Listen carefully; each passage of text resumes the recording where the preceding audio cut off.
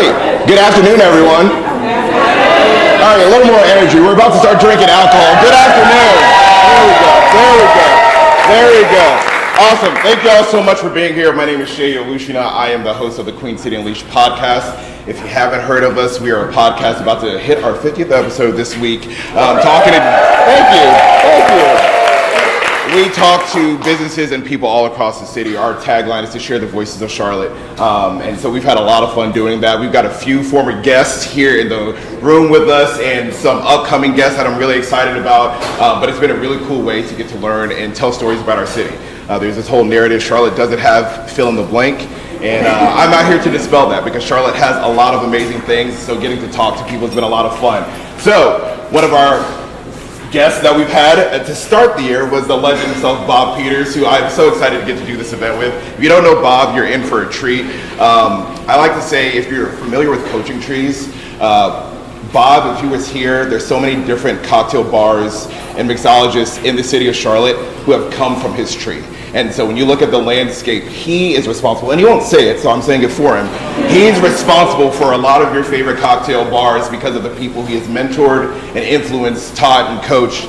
So we are very lucky to get to do this with him. I got to make a drink with him during our episode, and honestly, it was probably one of the coolest things I've done on the podcast, and we've done some cool stuff. So one of the things that's going on today, while I'm holding a mic that's not amplifying anything, we are live recording this.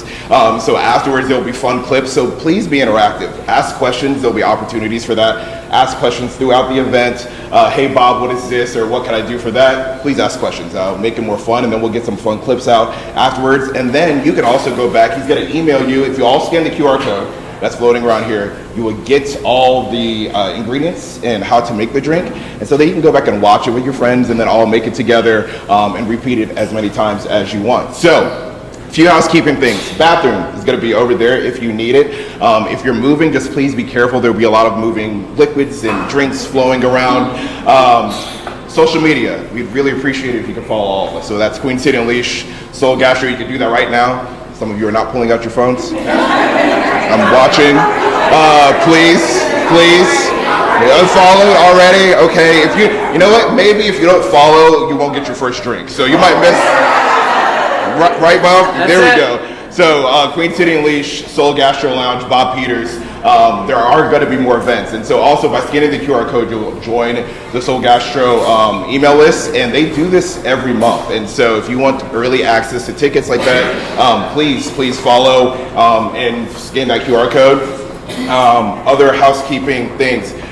Take pictures. We want you to document this, post it, tag us when you post it so we can reshare it because we like to grow this. Bob and I have been talking about other opportunities, how to make this bigger and better, collabing together. So we're excited to do this for the first time, but you guys sharing it and posting it will help us be able to make that more feasible moving forward. Without further ado, I would like to bring up the legend, the man himself, Mr. Bob Peters. Bob is going to take us through a bunch of different North Carolina spirits today. I honestly don't even know what the spirits are, so I'll be learning with you all. But I'm excited about it. Bob, thank you so much for allowing us to do this. Thank you. Take it away, sir. Thank you. Hey, big round of applause for QC Unleashed. Fantastic. That's why I wanted to hang out with him today, right? He's great. Thank you.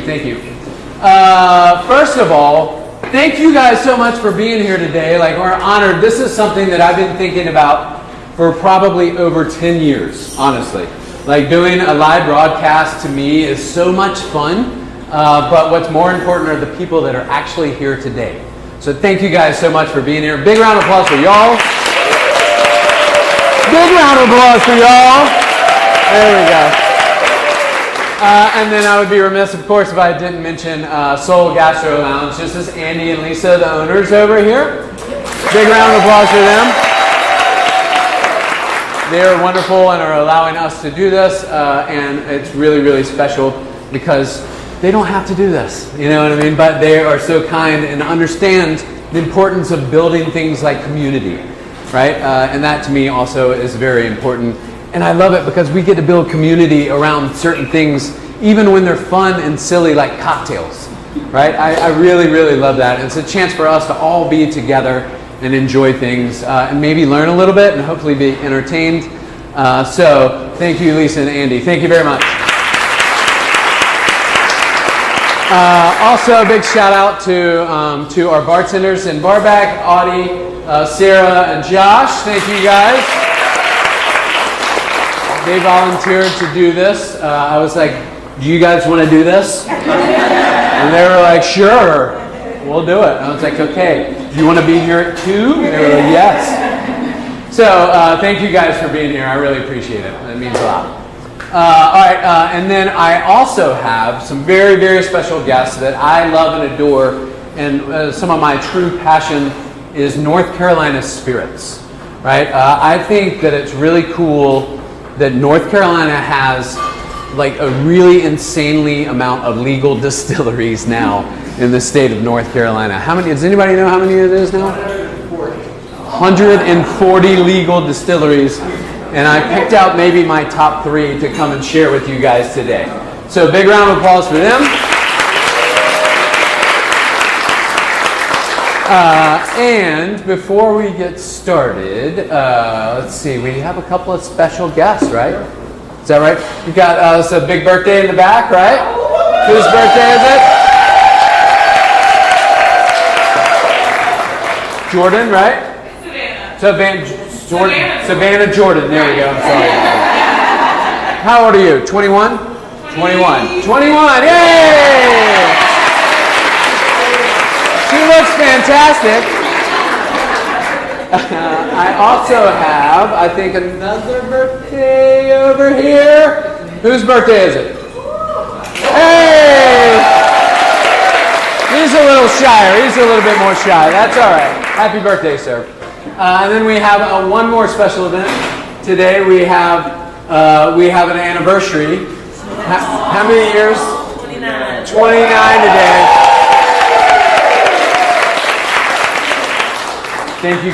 Thank you guys all for choosing us today to celebrate your individual celebrations. Like really, really amazing. I'm honored that all of you guys are here, but especially the celebrations. Thank you guys. Okay, what else? Okay, let me tell you what we're going to do today. Whose first time is this? First time? Raise them up. Okay, so we got some good ones in here.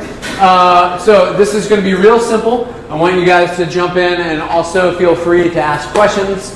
But I do this very simply. So what we'll do one spirit, and we'll pass out the spirits, and then we'll smell it, talk about it. Don't drink it yet. There's always a couple that do. And then you get one sample and that's it.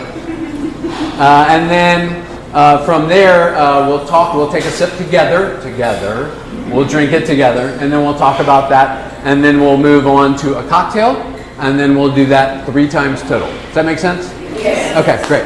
And again, if you have any questions, please feel free to jump in and ask questions. Like, even if it's a little bit off topic, it's not really that big of a deal.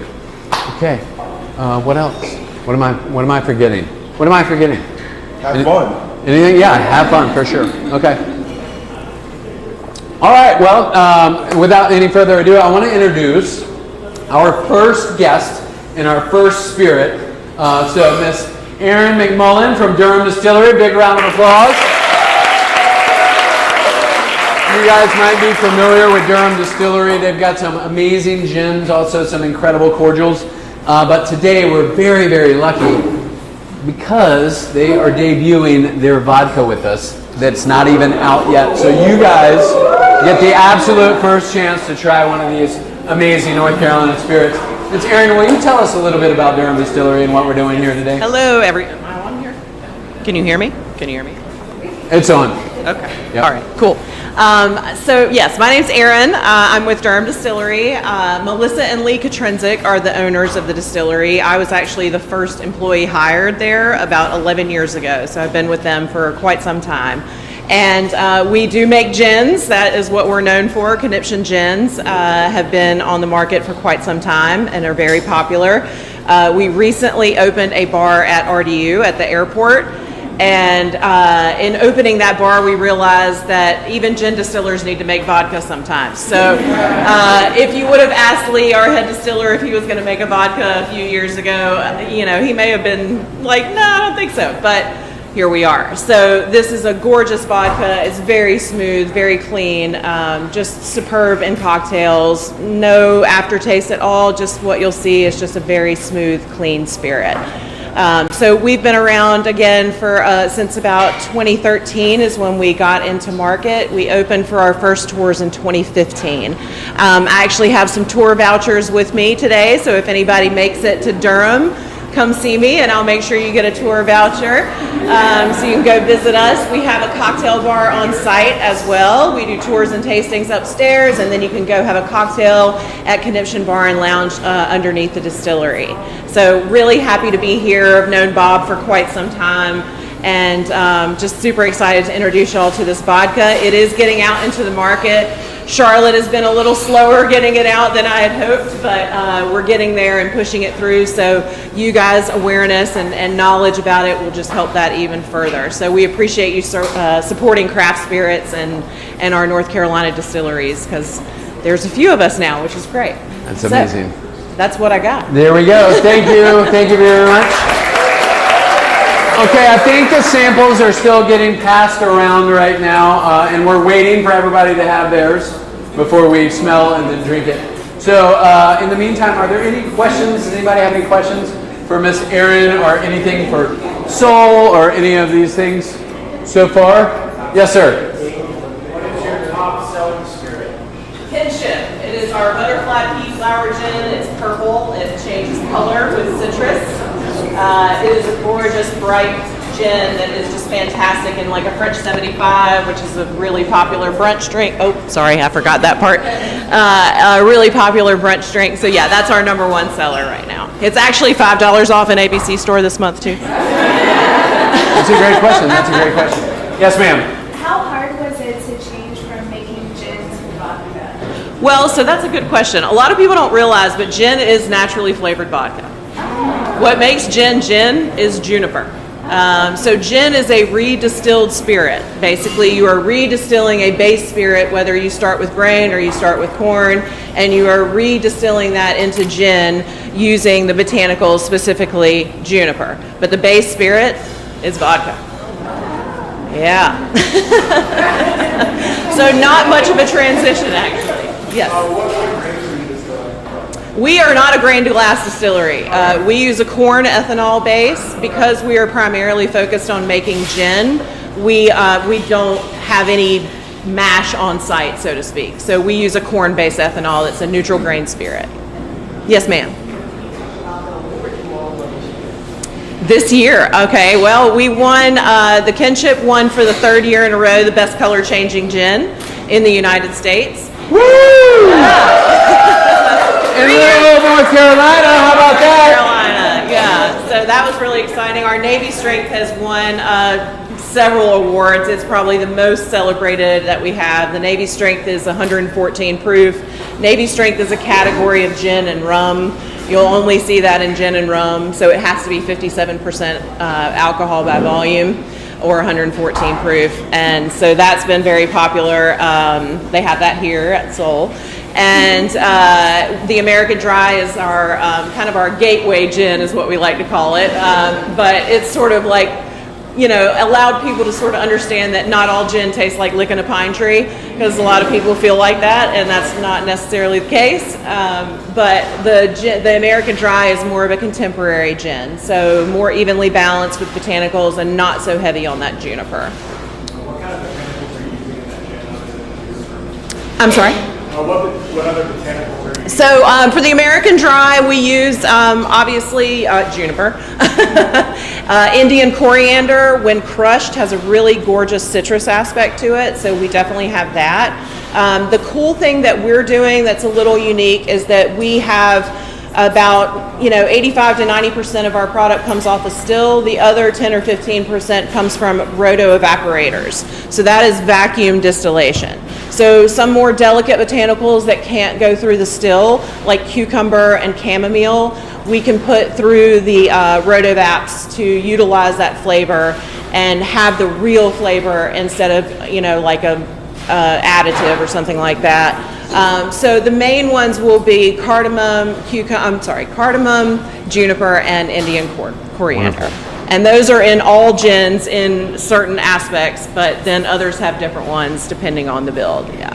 Okay, so let's get into our vodka. Okay, so first of all, before we get started, smell. Okay, get your nose in there really well and take a big sniff Big sniff. and see what you smell. What do you smell? What do you smell? What? Alcohol? Alcohol. No. There's a very small nose on that, right? A very small nose. That's pretty typical for vodka, of course, right? And that's one of my favorite things about a good vodka. To me, has a very neutral flavor and nose to it. Like, I don't want it to taste like anything. It's not supposed to. Okay. So this is going to be really interesting. This is going to be my first time trying this as well. But so we're going to do this together. So you guys, please raise your glass. Are y'all ready? Yes. Cheers! Cheers! Ah, it's crisp. Oh, that's good. Very delicious. Thank you. I'm not even a vodka. Very Did y'all hear that? She was like, I'm not even a vodka drinker, and I like that. I think it's delicious. What do you guys taste? What do y'all taste? Flowers? A little floral? Cucumber? Lavender? Okay, I like it. What else? Is there a little touch of sweetness to it? Yeah, I think it's really beautiful. So here's one thing I want you guys to sort of observe as we're moving forward today. The spirits that we picked out are really, really amazing. So you know when you try something and you take a little sip and it burns, but it starts to burn here, right? In your mouth, in your cheeks, on your tongue. That typically in the liquor world is called, that it tastes hot, right? Like lava hot, not spicy, but like lava hot, right? And then of course it's going to warm you as it goes down, right? It's got booze in it, better, right? That's one of my favorite parts about the experience. You can taste it and you can feel it go down and hit your stomach. And then if you haven't had very much to eat, like me, you can feel it go out to your fingertips, right? And then your day starts. Right, absolutely. Okay, so what do y'all think about that? Pretty delicious, right? So one of my favorite things about vodka is that to me it's like a blank canvas. Okay, to me it's like a blank canvas. So if you want to paint red on it, you can paint red on it. Like whatever you put on there, it works really well, and I love that part. So to me, this is like totally full of options and something that I love to work with. So can I make a cocktail for you guys? Yes. Okay. I want to do something that I came up with this new vodka in mind, and I'm super excited about this.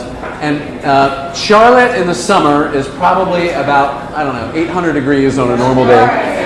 And so to me, in the summer, I don't necessarily want something that is crazy booze forward, right? I want something that maybe a little bit more refreshing, right?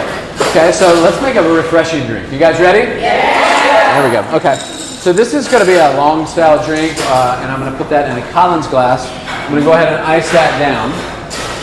And start to build right here. I'm going to take my new damn fine vodka, damn fine, and then I'm going to put my base amount in here. Typically, I do somewhere in between 1.5 ounces to 2 ounces per serving per person, whatever you want to call it. What should we do today? 4.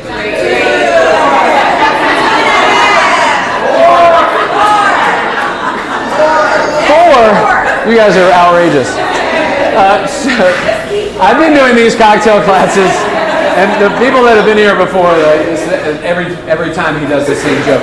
I've been doing this for over 10 years. Nobody's ever once said, just 1.5 ounces today. Just give me 1.5 ounces. But I would stop it.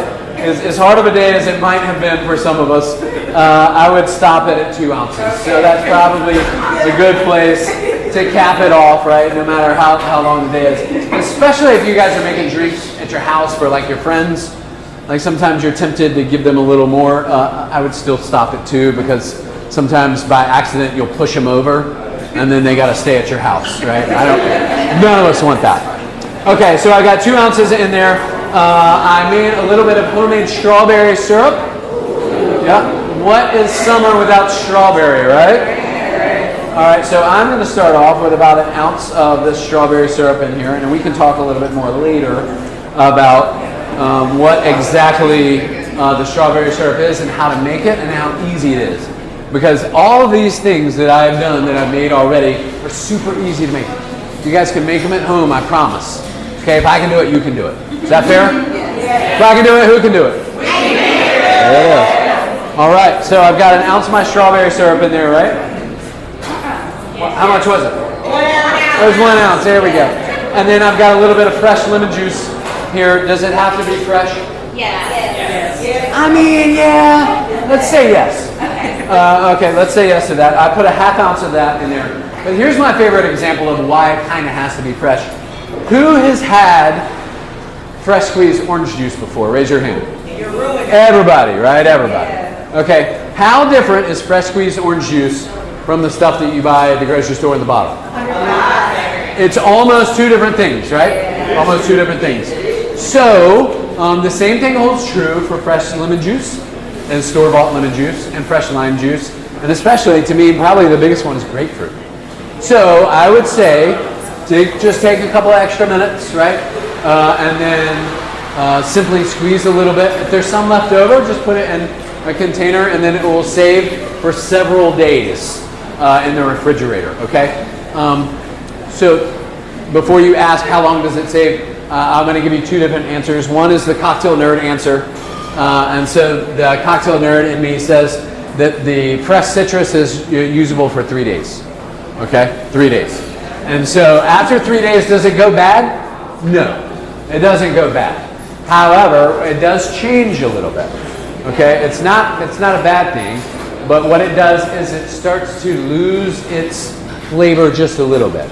So the lemon is just a little bit less lemony, right? The orange is not quite as beautiful and rounded and sweet. It starts to get a little bit more acidic as well, okay? So is that a bad thing? Does that mean that it's bad? No, it's not. It's not bad. You don't have to throw it out. But it does change things, right? It's a little bit more acidic. So your cocktails are going to taste just a little bit different. Let's say, just in the cocktail nerd world, after how many days? 3. Right? Is it going to go bad? Is it going to make you sick? No. There we go. That's it. So simple, right? So easy. All right. So what do we got back in here? We've got 2 ounces of our Durham vodka, right? 1 ounce of strawberry syrup, 1/2 ounce of fresh lemon. Does it have to be fresh? Yes. All right.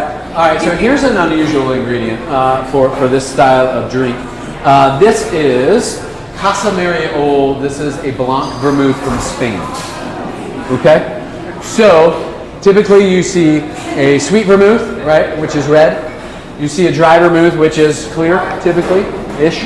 And then this is another clear one, Blanc. This is like even more summery than dry vermouth. So a little bit sweeter. Okay? But the really beautiful notes of different citrus in there and botanicals. And this is great for summertime, okay?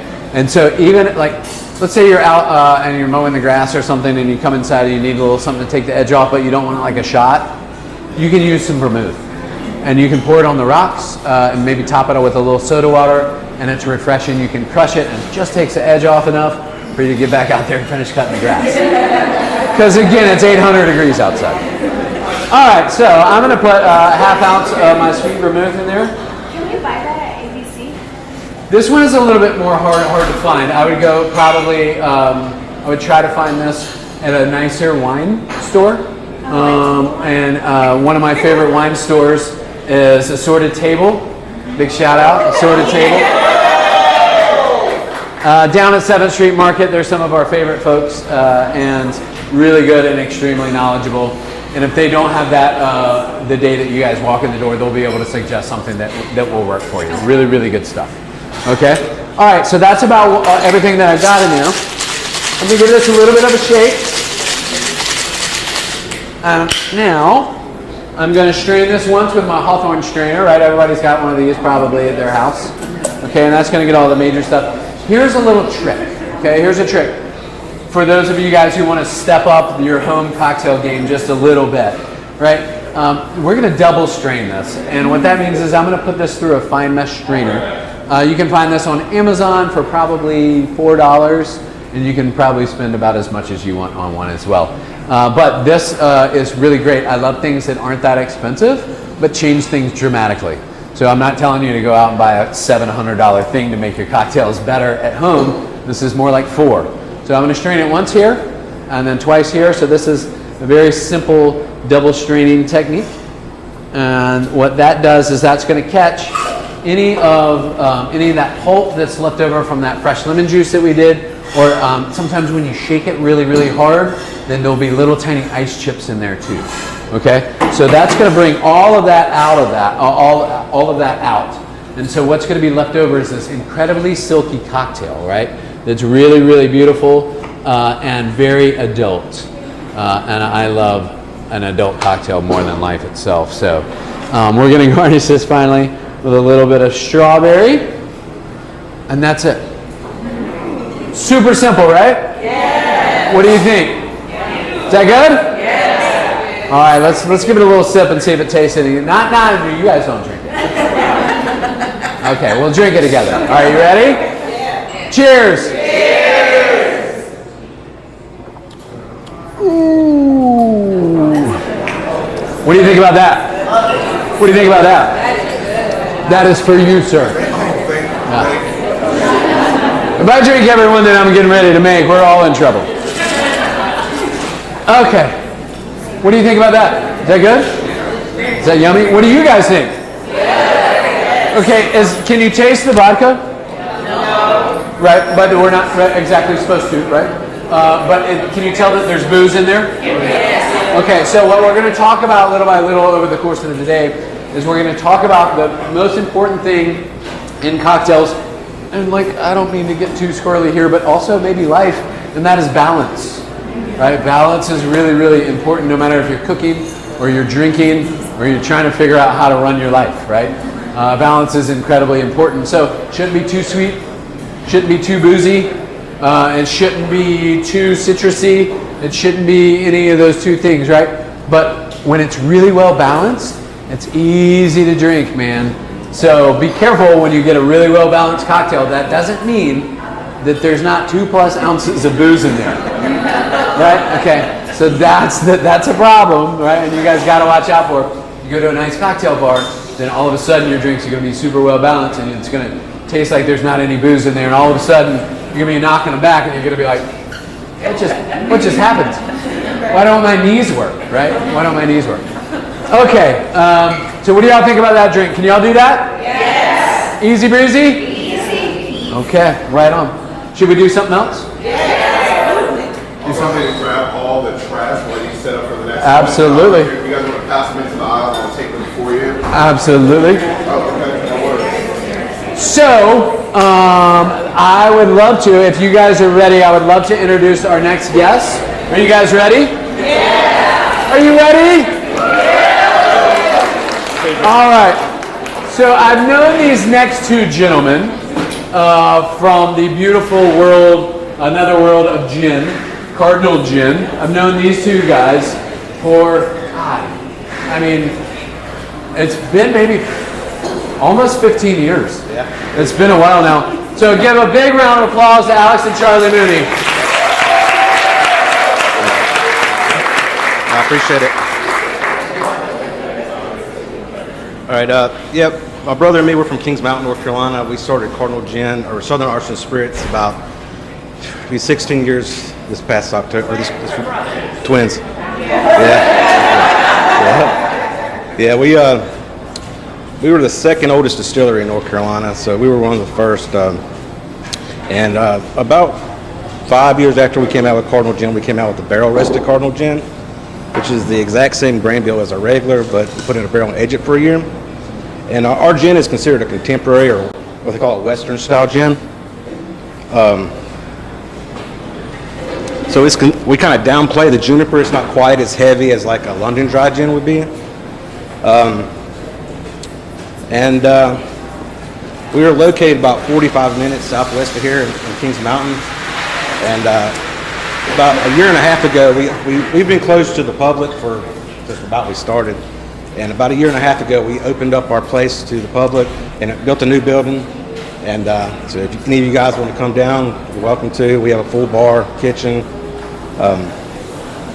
The food down there is amazing. Yeah, okay, right. don't let them fool you and be humble. Yeah, it is. The food and the cocktails down at their restaurant and distillery are insanely delicious. Appreciate it, yeah. And our flagship product is the Cardinal Gin that he's pouring today. And it has 11 botanicals in it. Of course, it's considered a contemporary style, so we kind of have some unique botanicals in there. A good bit of spearmint, clove, grains of paradise, which is an African peppercorn, gives a little spice. A little bit of frankincense gives it like a floral flavor. But makes a nice gin and tonic, but it's very mixable. Bob's mixed all kinds of drinks with it. Listen, this is one. I'm a big fan of gin. Okay, let's just go ahead and get that out in the open. If you guys haven't noticed, I'm a big fan of gin, and I love all my North Carolina spirits, but I have a really soft spot for Alex and Charlie and their beautiful Cardinal Gin, and something that I want to share with you guys. And they're very humble gentlemen. So this is really, really great. So if you look at their bottle, right, obviously the state bird of North Carolina is what? The cardinal, right? So if you look at the bottle, you see the cardinal right there, right? You guys see that? But there's also another cardinal. Oh, wow. That's the mirror image, and that represents the twins.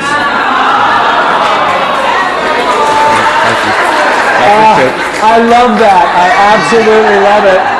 It gives me goosebumps and it fills my heart every single time. And I love the fact that it's so simple and it's so beautiful and it represents their family, which is so based in North Carolina. Really well done, amazing gin. And I will tell you before we start tasting here in a second, I'm going to take credit for something. So when I met them 15 years ago-ish, I was like, how cool is it that they're twins? And they make gin. And I went, ooh, the gin twins. That name's still stuck. So I don't know if it's true or not. It may not be true, but I'm going to take credit for their nicknames. And now you guys can say that you came to Seoul and you guys today met the gin twins. That's right. All right, did everybody get a sample? Yes. I didn't get a sample. I didn't get one. I know. I just me. Oh, man, I need to try this. I think we got bigger. Are they good? Okay. Okay.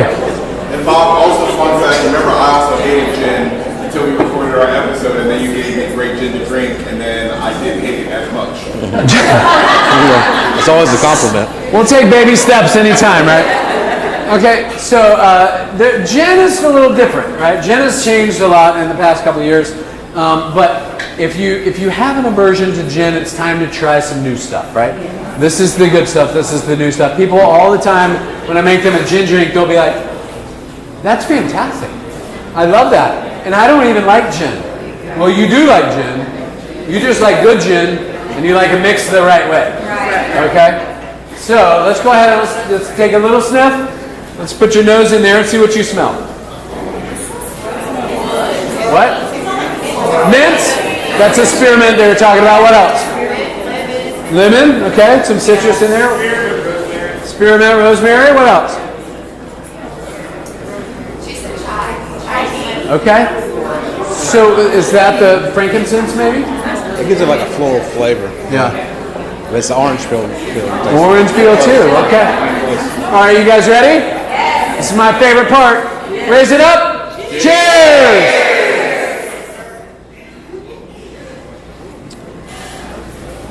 Oh my God.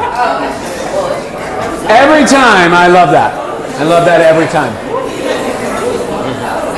This lady up here, you guys, I wish y'all could have seen her face. She was like, oh God. Yeah, it's good, right? It's good. Okay, so do you taste the spearmint in that? For sure. Okay. Does this taste like the gin that we broke into our parents' liquor cabinet and drank? Yeah. Not at all. Not at all.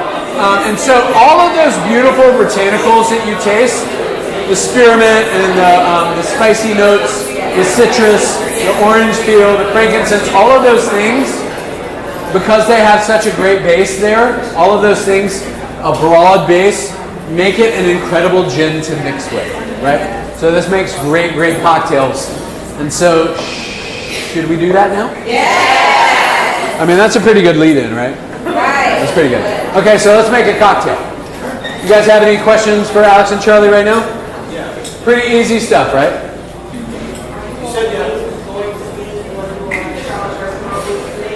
Yes. Yes. Yeah. Couple weeks, yeah. And say it again one more time so everybody can hear. Oh, I asked if the wings were going to be on the Charlotte restaurant. Oh no, but you can still get them though. You can still get them. Yeah. Yeah. Wings. So you've been down there? You've been down? It's great food, isn't it? What's the name of the restaurant again? Southern Artisan Spirits. Southern Artisan Spirits. So it's the distillery and the restaurant and the bar all in one building. It's beautiful. Where's that? Kings Mountain. Kings Mountain. North Carolina.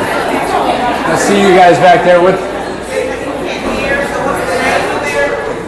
Cardinal Gin. The name of it's Southern Artisan Spirits, and that's got the restaurant, the bar, and the distillery all in one spot. Yes, ma'am.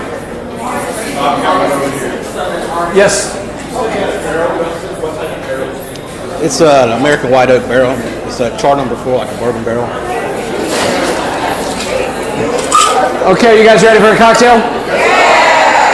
All right, we're gonna start off with a little bit of that beautiful Cardinal Gin that we just tried. Should we do 1.5 ounces or 2 ounces? It's so funny every time. I think it's so funny. All right, let's go 2 ounces. Let's put that in our shaker with some fresh ice. Okay. And then here's one of my favorite things. Well, before I get there, we're going to use a little bit of orange juice. Is it fresh squeezed? Yes. That's right. Did that this morning. Let's use 1/2 ounce of that. Not a whole lot. A little bit. And then we got a little bit of fresh lemon juice. And we're going to go 1/4 ounce here. Okay? 1/4 ounce here. I want that orange to shine through a little bit more, but I want the acidity from the lemon. Okay? So that's why I'm doing 1/2 ounce of the OJ, give it a little bit of sweetness, a little bit of body, a little bit of that flavor. But I want the acidity and that pop, that tang of the lemon juice to be a little bit lower. Okay? So that's why we're doing 1/4 ounce of that. All right, and then the last ingredient that we're going to put in here is really, I don't want to call this cheating, but like this is a really great thing to do at home, okay? What I'm going to do is I found some of my favorite tea that does a peach tea. All right, we talked about strawberry tasting like summer. What else tastes like summer? Peaches, that's right. So I just brewed this super strong, okay? I just brewed it super strong, like it's not going to be too strong. And I brew it a little bit longer than most people do for a normal cup of tea. Normal cup of tea is like what, about 3 minutes? Right? You let it steep for about 3 minutes, somewhere around there. I do this for 10. Okay? And the reason why I do that is because I do want some of those bitter notes. If you over steep tea, it gets a little bit bitter.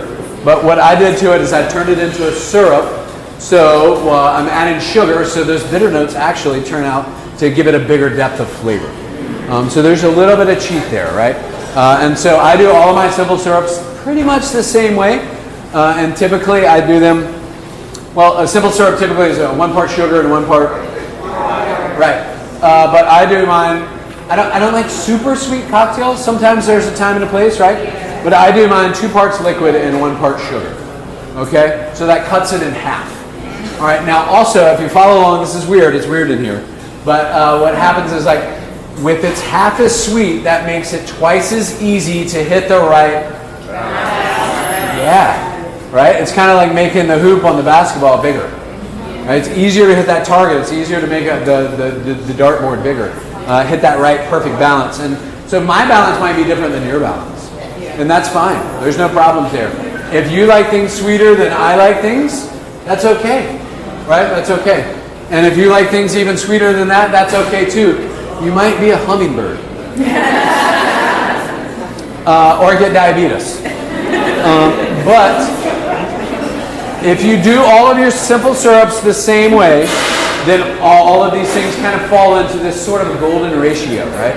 And so you kind of know where to start even if you've never used the recipe before. So what I'm going to do here is I'm going to go in and I'm going to do 1.5 ounces of this simple syrup, this peach tea syrup that I made.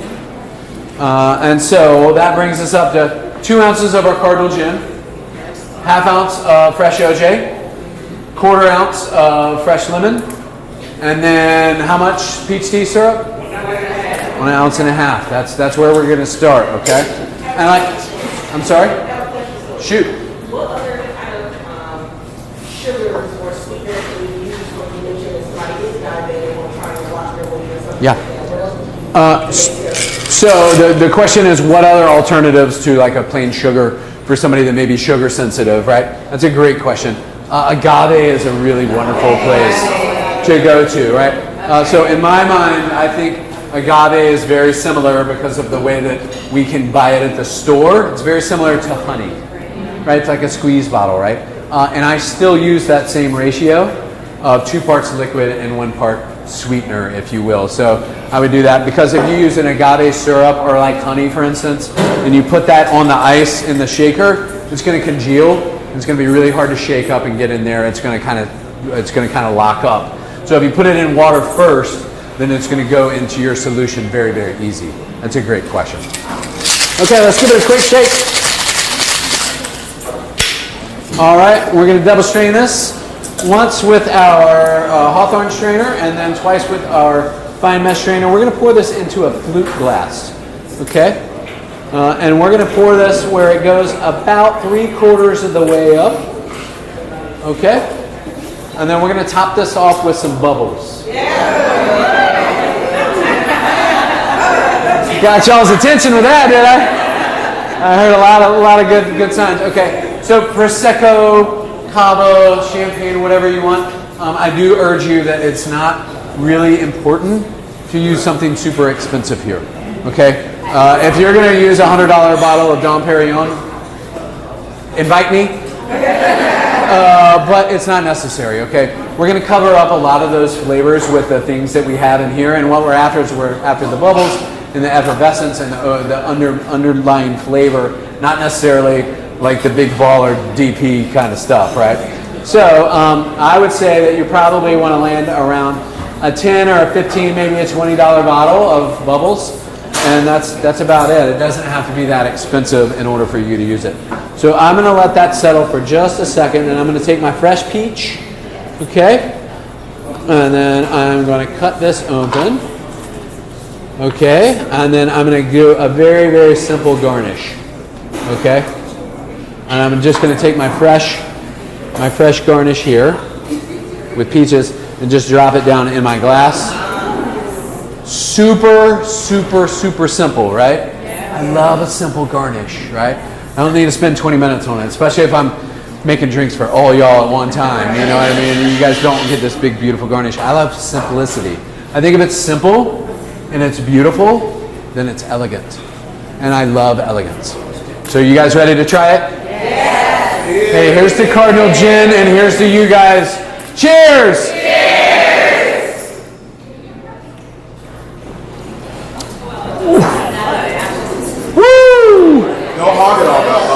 I know, you gotta try that. Okay, what do you think about that? Okay, that's really good, right? You all think? Yeah? Birthday girl gives it a big thumbs up. Anniversary folks, thumbs up. That's good stuff. What do you guys think? Good? Everybody good with that? Okay, how easy is that to make? Super easy. If I can do it, you can do it. That's right. It's super easy. Okay. So if any of my cocktail nerds out there see that follows a classic recipe. That classic recipe is a French 75. Okay, that is a cocktail originally created in approximately 1915 in World War I. It was originally done in Paris, funny enough, at a place called the American Bar. I know, weird, right? It was originally done with cognac. Okay, if you think about World War I and the American GIs being there, being on their day off or their leave, you know, and they're in Paris, they're in the bar, they're trying to get wrecked. I mean, I think that's probably pretty fair. And then what they're trying to do is they're trying to build cocktails with the things that are super abundant in Paris. And so that's cognac. And what else? Champagne. Yeah. So they throw a little bit of lemon in there, a little bit of sugar in there, and voila. Right, we have a French 75, and the name comes from that supposedly it's got the same amount of kick. That cocktail has the same amount of kick as a French 75 millimeter rifle. Yeah, that's good stuff right there. That's good stuff. So that's one of my wife's favorite cocktails, and I love making different versions of that. And I think the peach with the Cardinal Gin is something that we can all do and enjoy summer just a little bit more. Okay? Simple enough? Yes. Okay, any questions about that? No. Yes, ma'am. So, Bob, I know you are like a cocktail master. So I've been to a couple cocktail classes before, and they tend to start with like your syrups and all of that before liquor, so that you mess up something, you don't mess up. That's a great question. There is always like some kind of theory or debate about what order to build your cocktail in. Like, do you put the juice in first? Do you put the syrups in first, with or without the ice? All of those things. I would say, in my humble opinion, that do it how you feel comfortable. Right? Do it how it makes sense in your head. But one of the theories is that you put the inexpensive ingredients in there first.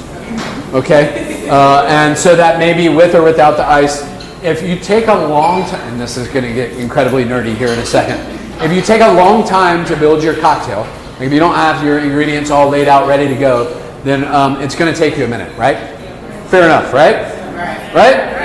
Okay. So maybe you don't put the ice in there yet, because if the ice is in there, it's going to start to dilute and dilute and dilute and dilute and dilute. And then all of a sudden, it's going to really very carefully and very easily, it's going to fall out of what? Yeah. Okay, so that is sort of up to you when to put the ice in there. If it's going to take you a minute, wait to put the ice in there at the end. But the underlying question here is like what order of ingredients you put things in. So one school says you put things in there from cheapest to most expensive. Okay, and here's why. Because if you put some syrup in there and you put some citrus in there and you put some vermouth in there, those ingredients are probably not going to be as expensive as your base ingredient, which you're going to put a fair amount of, an ounce and a half to 2 ounces of. And so you save the most expensive ingredient for last to make sure that you do it right. So if you absolutely ruin your cocktail while you're building it, like if you put all the expensive ingredients in there first, you're wasting the most amount of money that you possibly can in a short amount of time. But I would say a lot of people do that. My mind works a little different.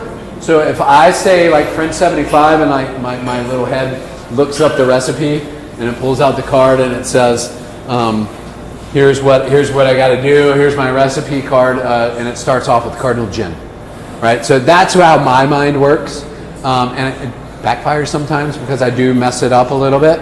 But I would say however you guys think and how it works well in your head to stay organized, especially if you're making several drinks at once. Yes, ma'am. Can I have you explain the importance of shaking it? Because I had a French 75, which is my favorite drink, with cognac. There we go. However, I had a bartender make it, and she just poured it all in and then gave it to me as if it was. Okay. All right. So her question was, what is the importance of shaking, stirring, as opposed to like building it in the glass, right? And so there's different things have different effects, right? And I'll try to make this quick. But when you shake something, as a rule of thumb, it's typically with juice Or if you muddle something, then you shake it. Okay? Typical. That's normal. Okay? When you stir something, typically, not 100% of the time, but most of the time, typically it's all booze. Okay? If it's all booze, you stir it. If there's some juice or something in there that you muddle, you shake it. Is that fair? Yes. Kind of makes sense, right? So the difference in between stirring and shaking is that when you stir something, right, it's very calm, right? It's going to dilute, it's going to cool, right? But it's not going to dilute as much as it will when you shake something pretty violently, right? When you shake it, you're going to get ice chips in there. It's going to dilute quicker, typically. And not only that, but it's also, and there's a big one that people don't think about, when you shake something, it aerates it as well. I know. So that's when you shake something, like a lot of people see that when you get a shot of tequila shaken and you get it poured out of the bar for you, and it's like, why does it look like it's that color? Like it kind of looks milky. It's not really milky, that's just tiny air bubbles that are in there. And so if you let it sit for a moment, those air bubbles settle out and it gets back to the right color, right? But all of those things are important to what kind of drink you're working with and what you're trying to get out of it. So again, typically, all booze, you stir it, juice or something muddled in there, then you shake it. Okay, that's a great question. Absolutely. And I'm sorry that somebody made you a French 75 that way. You gotta chill it. You gotta cool it down. I want a cold drink. You know what I mean? Yeah, I want a cold drink. That's a lot. Okay, should we move on to how are we doing time-wise? Oh, we're getting close. We're getting close. All right, so we're gonna move through this next one really fast. Okay, so I want to introduce our last guest while we're getting this next round of samples out. Pete Barger, come on down. We got Pete, the master distiller and owner of Southern Star Distilling, Southern Star Bourbon. Pete, tell us a little bit about where you are and what we're doing today. He's going to rush through this. That's BS. We're going to take our time, right? So first, this is amazing to see all these folks here tonight. I'm here this afternoon. I cannot think of a better way to spend an afternoon on a beautiful July, right? So thank you guys for being here. This guy, he's not the most humble guy I know, but he's more humble than you might think. So we are among greatness this afternoon. I don't know if you guys know this, but this guy is not just a master of his trade, but I'm going to dare say that he is a genius. He really is. And I'm not saying that because I love him. It's true. But this is the only guy I know that can actually make a really good cocktail out of Captain Crunch. Not kidding. Captain Crunch right here. But this guy has done more to support North Carolina spirits than most have. So I want a big round of applause for my good friend Bob right here. All right, so I am going to get to actually talking about us for a moment, but this is the OG crew right here. When we started our company in 2013, we went to the very first actually Distilling Association of North Carolina meeting. Can't remember where it was, doesn't really matter. It may have actually been 2012. But at that point in time, there were less than 10 permitted DSPs, distilled spirits producers in North Carolina. All of us were one of the first 10, 5 or 10. So we've been at it for a while. Today there's more than 140. So that just goes to show you how far North Carolina has come. And communities like this and guys like this have a lot to do with it. So hats off to these guys. And for Seoul, this is an amazing place. First time here, fantastic. I wish it was closer to my house. That's the only thing I could ask for. Here, a show of hands, how many have visited a North Carolina distillery?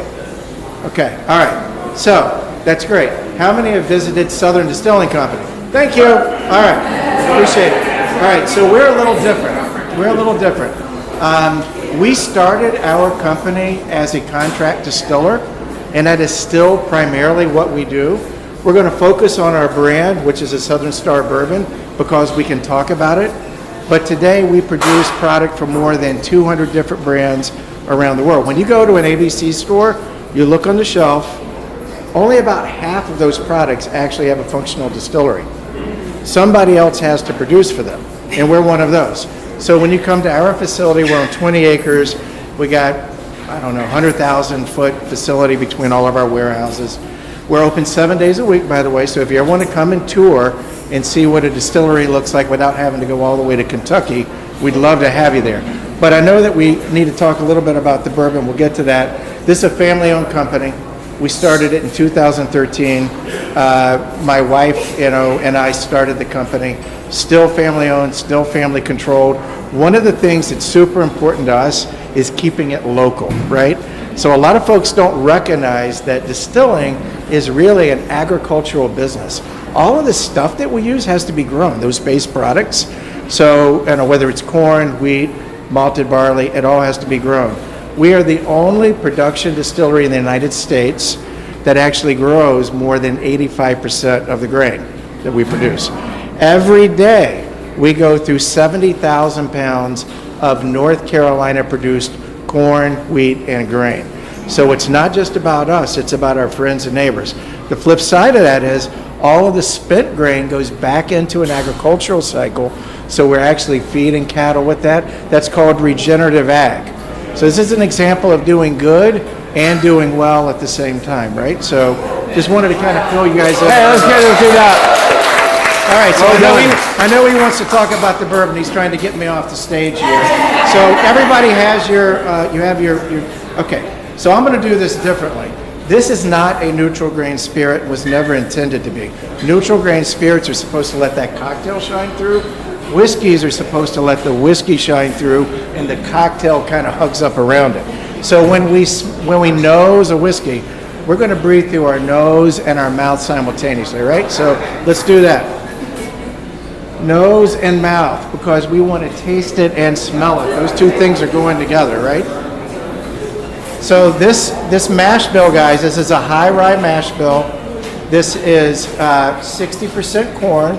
By law, any bourbon has to be at least 51% corn, but it's also high rye. So this is actually 36% rye. A lot of rye, a lot of spice, which is, I know, one of the reasons he picked it, because it's got that spice punching through, and just a little bit of malt, 4% malt. I think I'm hogging the stage, so I'm going to let him talk.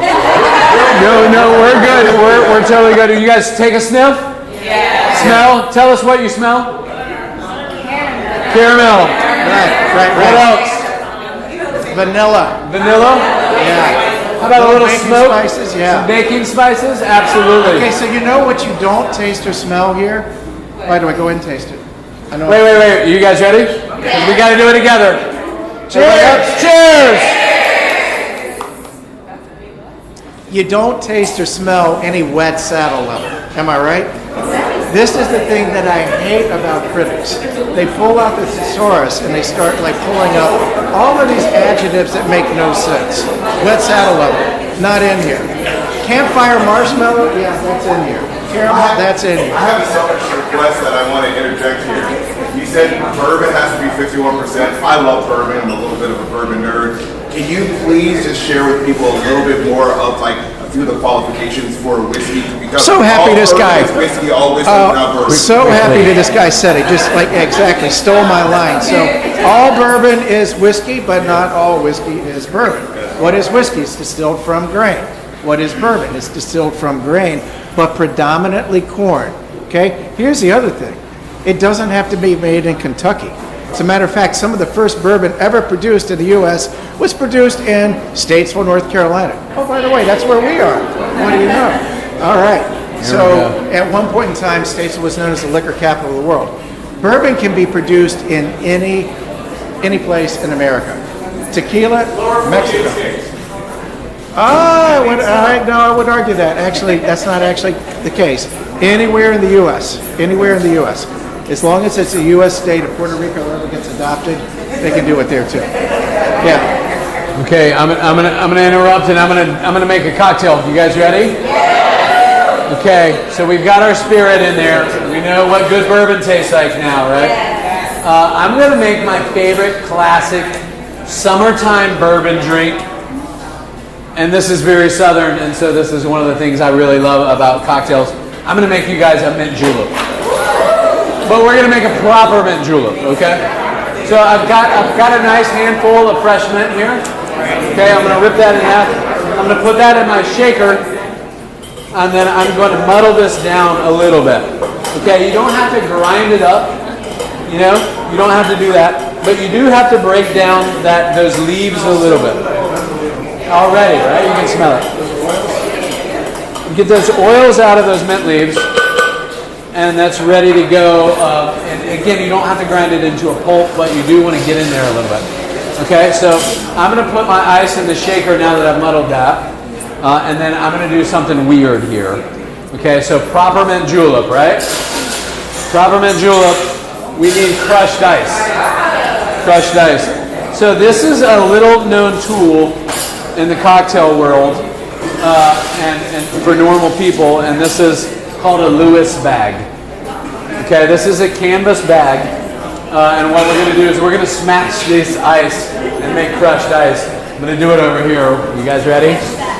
So this is not a nice thing to do, and it's not necessarily like something that is easy to do on a bar when it's super busy for people that are like ordered a mint julep.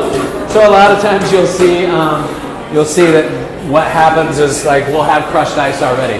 But this is the way that it started, right? And I love the fact that like if you use a Lewis bag, when you have ice, it also absorbs some of that moisture, which is kind of neat. Like this is great kind of party trick, right? Something to do when you guys have people at your house. Like it's not an expensive thing. You can use sort of a wooden mallet or a rubber mallet. And then we're going to take our julep cup here. Okay, typically, traditionally it's like a silver or a tin kind of cup. And then I'm going to pack that full of ice, this crushed ice that we just did. Okay, I'm going to put a little bit more in there. I'm going to make a mess, but this is the fun part, right? Like you kind of want it to snow cone on the top there, right? That's really great. Okay, so now I've got this ready. Now I'm going to put some bourbon in here. Some of our Southern Star. How much should I put in? 3 ounces. Yep. You guys are with it. Okay, and then last but not least, and this is so simple. This is why I love this drink so much. We're just going to put some simple syrup in here. Some sugar, some mint, and some bourbon. And I love simple. Simple and beautiful is what? You nailed it. So we're going to do 1.5 ounces right here. Okay? That's it. That's all there is to it. Let's give this a good shake. But a good shake, right? A good shake. There's a lot of bourbon in there. There's not a whole lot of anything else in there. So we're going to give this a good shake because we do want this to be a little bit on the refreshing side. Now it's going to be boozy. There's not a whole lot else in there, right? There's not a whole lot else in there.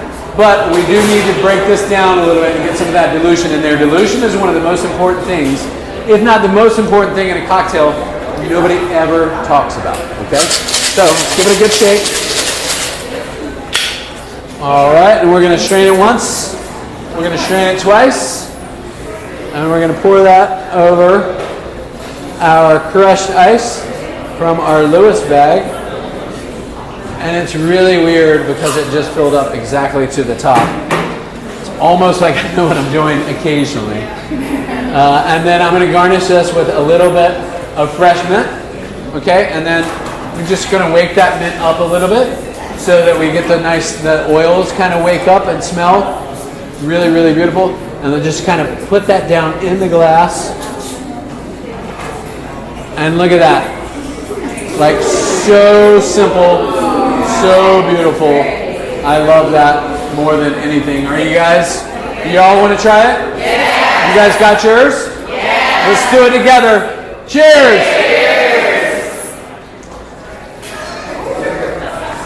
Good. Yeah. You drink that one. What do you think? Is that summer? That's summer in the South right there. That is summer in the South. Okay, cheers. So we're running just a little bit over. Yeah.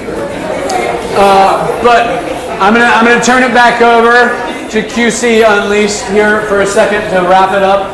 But if you guys want to stick around for a bite to eat or a cocktail, please go up to the host stand if you want a table. You're welcome to hang out at the bar if you want. And then there's also stylists over in the corner over there, the bar over there. Please feel free. But let's give everybody a big round of applause. for a fantastic class. Can't wait to see what's else. What do you got for us, sir? So Bob's gonna wrap us, but I just want to say, can we please make some like serious noise for Bob? Like, how fun was that?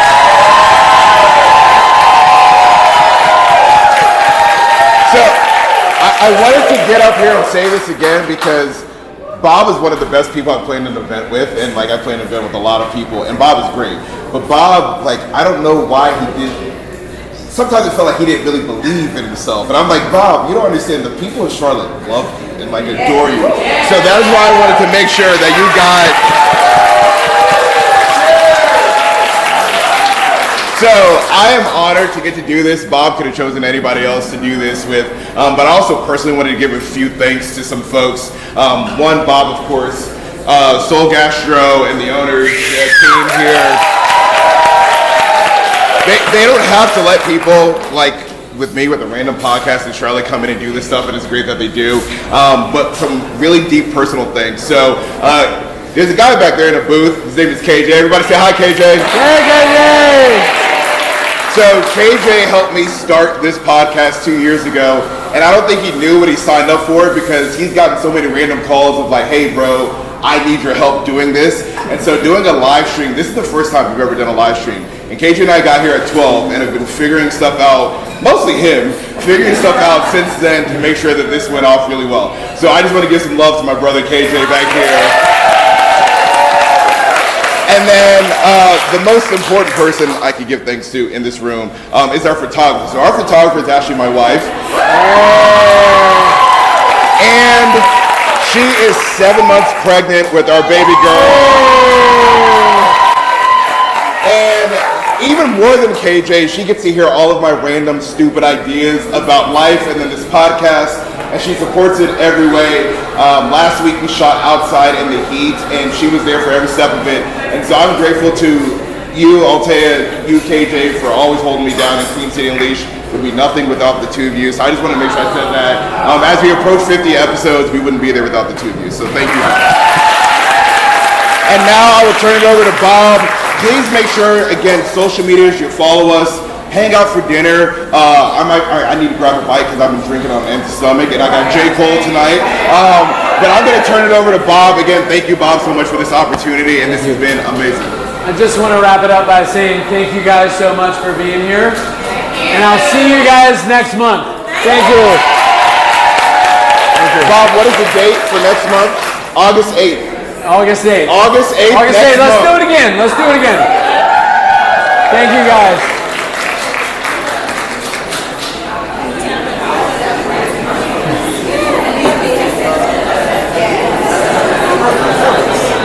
That was incredible. That was great. Good. You enjoyed that? Yeah. It's like, give me a minute to like catch my breath, figure out where I am.